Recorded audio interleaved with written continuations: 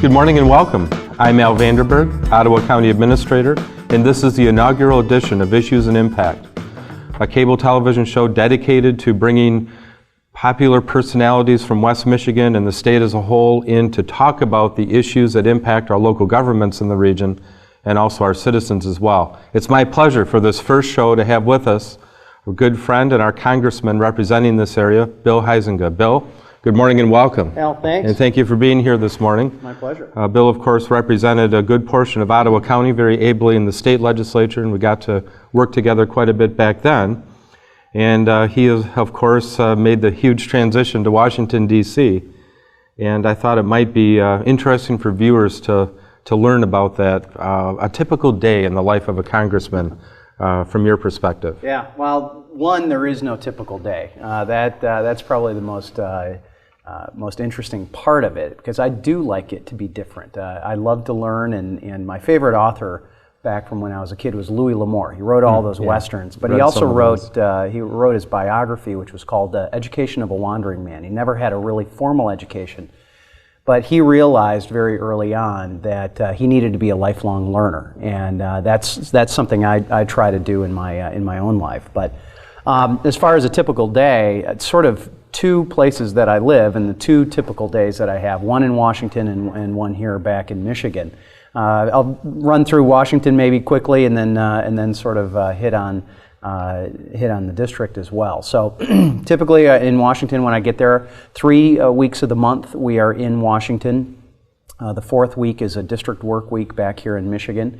But when I'm there, we fly in. That first night we have votes on 6:30, and that'll usually go for an hour or so. And the next morning, I'm usually up 5:45, 6 o'clock in the morning. I go down and work out. There's a group of us, the famous Paul Ryan P90X workout group. Okay. Typically, we'll do that, and my first meeting will be about 8, and so I'm hitting the showers and getting ready and off and running. So. We'll usually do some sort of breakfast meeting or other couple of meetings. Getting ready for by 10 o'clock, usually have a committee hearing.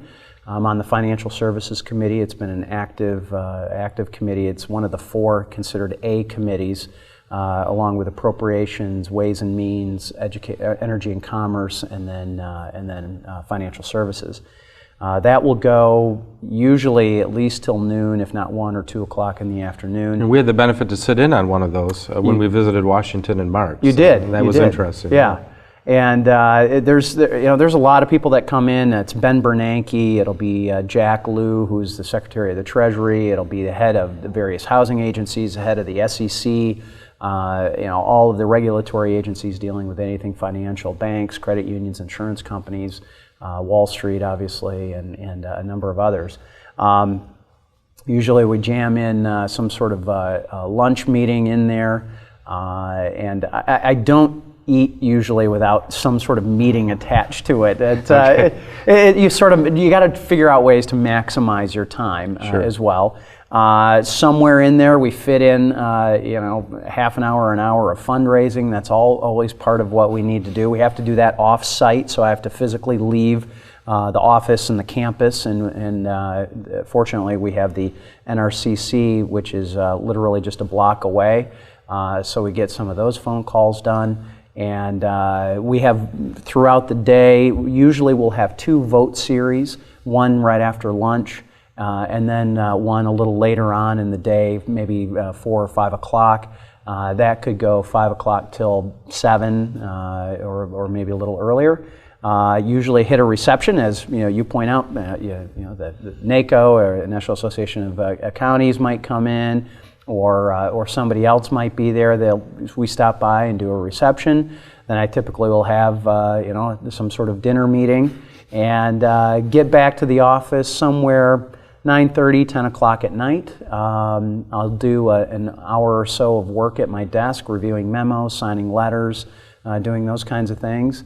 Then watch a little news, and turn the light off about 11:30 or so. And when you say turn the light off, I think viewers want to know about the couch, The right? couch, yes. Do you still have the couch that your predecessor, Pete Hoekstra, used? No, well, that got purchased by the Holland Museum. Oh, okay. The actual couch that Pete used to sleep on. But I'm a cheap Dutchman, so I sleep in the office as well. So you also didn't get an apartment in Washington. You Correct. sleep on a couch while you're there. Yeah. Wow. And we're typically there 9 to 12 nights a month, and so it wasn't quite worth it financially for me. But I don't fit on the couch. I graduated to an aero bed, so Okay.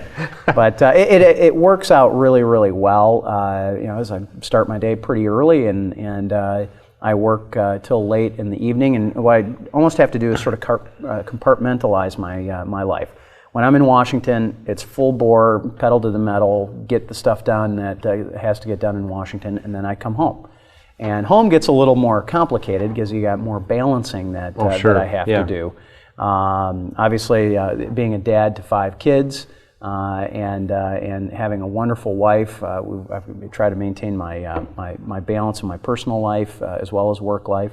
So we're doing those types of things. My cousin and I still own our family business, third generation of sand and gravel operation. So I'll usually, at least once or twice a month, I'll set aside a couple of hours where I go in and I'm reviewing the books and looking at where we're at financially with that and sort of operations.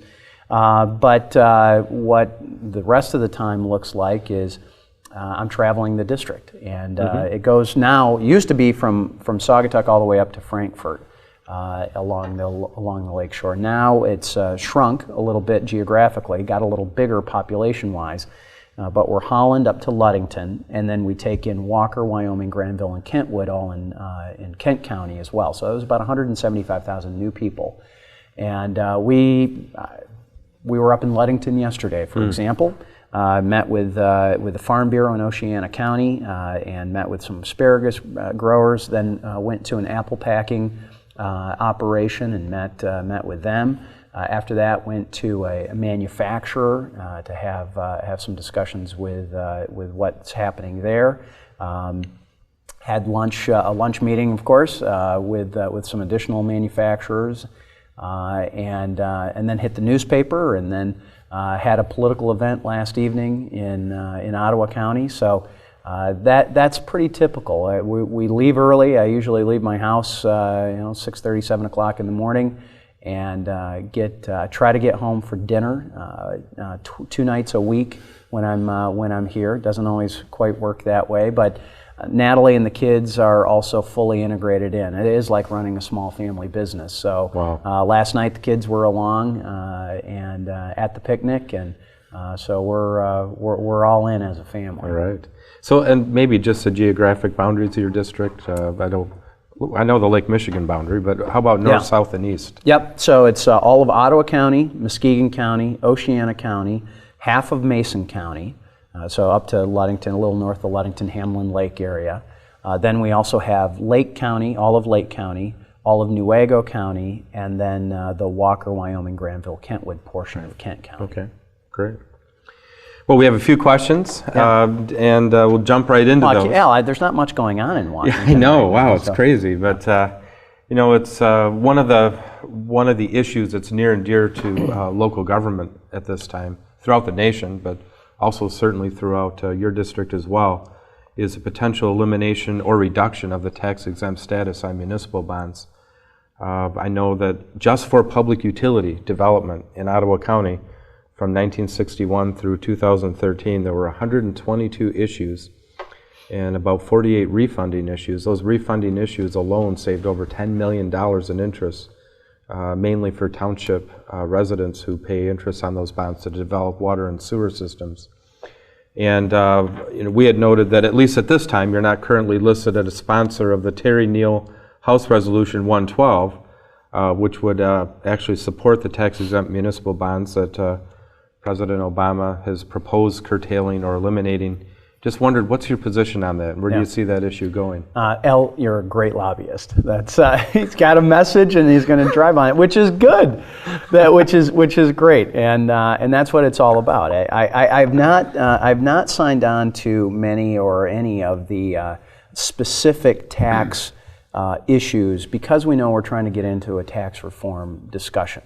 Chairman Camp, who is the chairman of Ways and Means here from Michigan, hasn't formally requested us, but as a delegation, he said, "Hey guys, give me a little room here on what we're going to do." And I've been trying to be respectful of that. I fully understand the importance of the instruments being used, being on financial services, understanding how these municipal bonds are used and those kinds of things it is very important. And I understand that as both from the investor side as well as those that are receiving those funds. So I suspect that as significant as this is, it will probably survive any sort of tax reform that is done. And I ought to put out, for me personally, in a perfect world, I'm a flat tax kind of guy. I think if we could just go in and tax everybody on their income at a flat rate, with having some sort of minimum exemption for those in poverty and lower income, and then really start limiting the deductions. The problem with that, and because we don't live in a perfect world, when we're talking about charitable deductions, when we're talking about mortgage interest deductions, as you point out, the municipal bonds and some of the other investment tools that have been incentivized one way or the other, we sort of have baked in a system here that it's going to be very difficult to extract ourselves out of. So, excuse me, we'll see how exactly where that goes, but we're very aware of the issue in making sure that if there is any sort of reversal of that, we've got to make sure that we make whole anybody who is in that system right now and come up with something else that's going to be allow municipalities to have the flexibility and the ability to go get those funds. Sure, and I understand the need to keep, kind of an open arena for negotiating and not have too many hard and fast positions drawn up. I do think, though, one of the other things to keep in mind is just that there's been many federal requirements that have gone into construction of water sewer systems and the types of things that municipal bonds fund. And the federal government's very good at that. Right. Yes. Where we say, okay, well, we're not going to give you any money for this. However, you must do X, Y, and Z. Right. And I know when I was in the state legislature, it'd be like, hey, guys, wait a minute, what happened? Now we have to pay for this? And whether it's special education funding or all those kinds of things that sort of flow downhill, we're trying not to do that to our local governmental units too. Recently, I was doing some research. I'm writing a book about my family history, which is centered really first in Ottawa and then Ottawa and Muskegon County. And I was really surprised to come across an article from the early 1900s. It was right around 1910. And it was a debate in Congress about the debt ceiling. And of course, I thought the debt ceiling was more of a current event type of thing, but truly we've had a debt ceiling since 1797 or something like that. And it really was more of a factor of Congress setting a debt ceiling whenever it would vote on debt. And then in 1917, of course, I'll forget the name of the act, but the debt ceiling law passed, and that kind of took the approval of specific debt issuance away from the legislature and gave it to the executive branch, and yet it left the authority for setting the debt ceiling with the legislature and the executive branch together.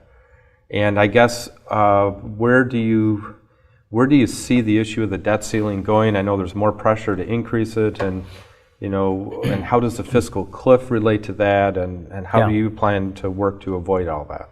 Yeah, well, as you point out, this is not new. I just got done reading a book on George Washington by Ron Chernow. It's called Washington, a novel. And highly recommend it. It's about 800 pages, but it's a very good read. And you go back to the original founding fathers. John Adams, who was Washington's vice president, he and Washington had severe disagreements about taking on national debt. And of course, Washington's perspective was, as commander-in-chief of the Army, we can't just keep having what had been happening, which was states would sort of contribute if they wanted to, and there was very uneven funding and that had happened. And So you go back to Washington and Hamilton and Jefferson and John Adams, that debate raged. It has never gone away. It's sort of ebbed and flowed. As you point out, in 1917, there was also the creation of the IRS and a number of these other things that were sort of reorganized at the time. So now flash forward to where we are today. We're seeing it more often. Back when I was working for Peter Hoekstra, we would have these debt ceiling debates as well, but they were less frequent.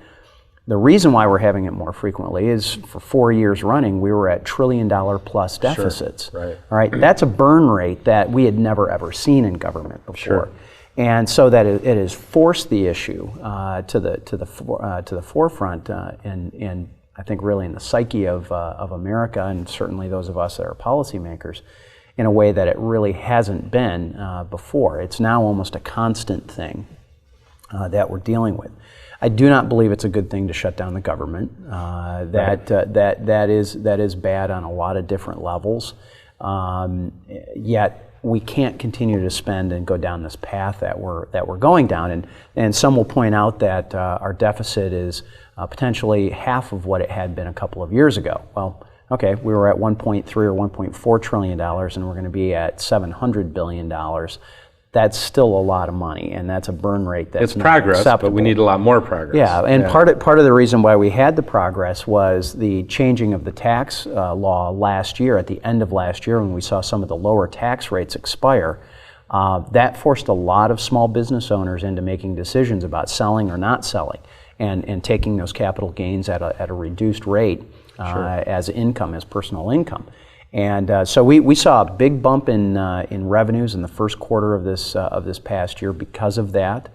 We have seen some improvement in the economy, as we were talking, and you had mentioned Ottawa County was the job creator center of the United States. We led the correct? nation in jobs in 2 or 3 categories, and that was reported in January by George Eriksek of the Upjohn Foundation. Yeah. And we're seeing Michigan coming back as a whole, and housing, which is my family's business, is in manufacturing, and agriculture is doing very, very well. So we're seeing some of those rebirths. The problem is that our recovery has been pretty anemic.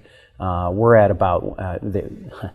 I know everybody out there will be very surprised to understand that we have been out of the recession since 2009. It hasn't felt like it, and we've seen that dip continue, but technically we were out in 2009. Doesn't feel like it, and that confidence just isn't there. But we should be at about a 3 or 3.5% recovery rate right now. That is historically, any kind of recovery has been at that. Reagan did it coming out of there by lowering tax rates. What have we done? We increased tax rates. He went in trying to cut some spending. What have we done? We've actually increased spending with stimulus and a number of other things. That stimulus that didn't really stimulate as much as what had been hoped. So we're still finding ourselves in a spot where we're not taking in enough revenue and we're expending too much, and we've got to create an atmosphere that's going to allow for the private sector to go be successful. The government doesn't create wealth and prosperity. It can create a job, but where does that job come from? It comes from the revenues that taxpayers are putting in. So we've got to create that atmosphere, and then that helps make some of those other issues go away. However, we still have to face it. Here's what I see playing out over the next month as we're coming back after Labor Day into Washington, D.C. We've got budgets that we're having to deal with. There will be a continuing resolution, which will be some sort of agreement between the Senate and the House as to what our spending levels are going to be and where they're going to go. That's been a little unclear as to what those numbers look like. Myself and most of my colleagues believe that we ought to be at the level of sequester after the across-the-board cuts. How we deal with this is, if you think about it as your garden, I'm not a real fan of across-the-board cuts, and here's why. If you think about it as your garden, you don't go in and say, oh, I got to go weed the garden today, so you take a hedge trimmer and just cut everything off 18 inches off the ground. Well, you've just wiped out the corn and the beans and the tomato plants and all the stuff that you're trying to grow. and you've left the weeds, granted at a diminished rate, but the weeds are still there. We've got to go in and dig the weeds out. We've got to figure out what are our priorities as a government and what our spending is. And that process, I'm frustrated in that we haven't done that enough, and we're going to need to continue to do that moving forward. Any early predictions on areas of impact, areas of maybe county spending where we're mandated to spend money as part of the social safety net, or other areas that you think might be impacted? Yeah, it's other than just about everything. I mean, if you go back in and look at any of the proposed budget areas that in the budget that we passed in the House, everybody had been hit, and there's a couple of reasons for that. One is because we saw a massive amount of expansion starting in about 2008, 08, 09, 2010, 2011. So when we hit that peak, we're now coming over that peak. So no doubt we're going to be needing to or proposing to spend money. We just can't continue to spend as much as we had been. So it really then goes into priorities. How do we make sure that when someone is coming in to argue that their program is effective and efficient, that they're able to prove it, statistically and with some data. As what you a point out, concept, though, right? Yeah, I know. I mean, the business does it, and I think a lot of local government does it. Certainly in Ottawa County, we do as well. It does, but you hit on the point, which is the difficulty is you all at the county level or at the state level. When I was there, we're suddenly saddled with requirements that we didn't ask for. Unfunded mandates. Yes. Exactly, we didn't ask for it. Sometimes it might be questionable as to what the effectiveness. But you can't do anything about it. You're mandated by law to spend your own money on those programs. Right. Representative Amash believes that Edward Snowden is a whistleblower, and Representative Mike Rogers believes that Eric Snowden is a traitor. Do you believe he is a whistleblower or traitor, and why? And what is the proper role of government as far as being able to, maybe have a peek at our communications as citizens in our nation? Yeah. Well, and you hit upon probably one of the most timely things that we're dealing with right now, and it's something that sort of sucked the oxygen out of the room in many ways on a lot of the other issues, whether it was immigration or tax reform or some of those other things. I'm uncomfortable with the level of intrusion that the federal government has. I don't believe that Snowden is any kind of hero over this, and some have tried to label him that.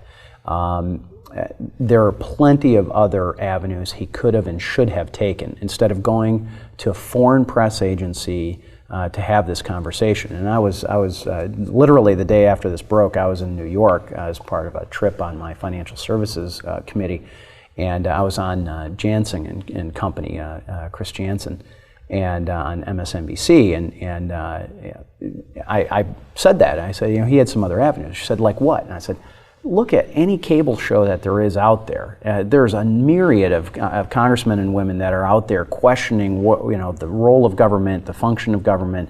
Could have contacted any one of those people. Could have contacted any one of those senators. Could have contacted people within if he was uncomfortable somehow operating within just purely the NSA.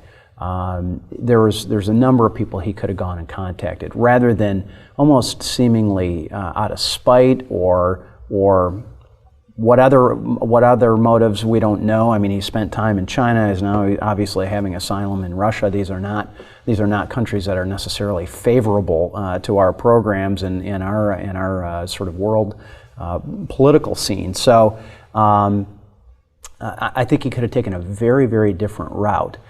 It is forcing some fundamental conversations, which is good. That part is good.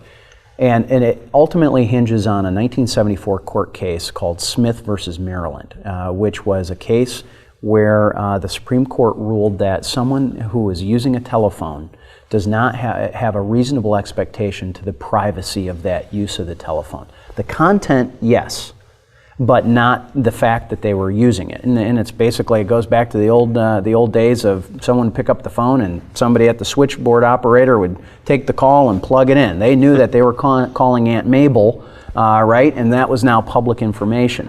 What she told Aunt Mabel was private information.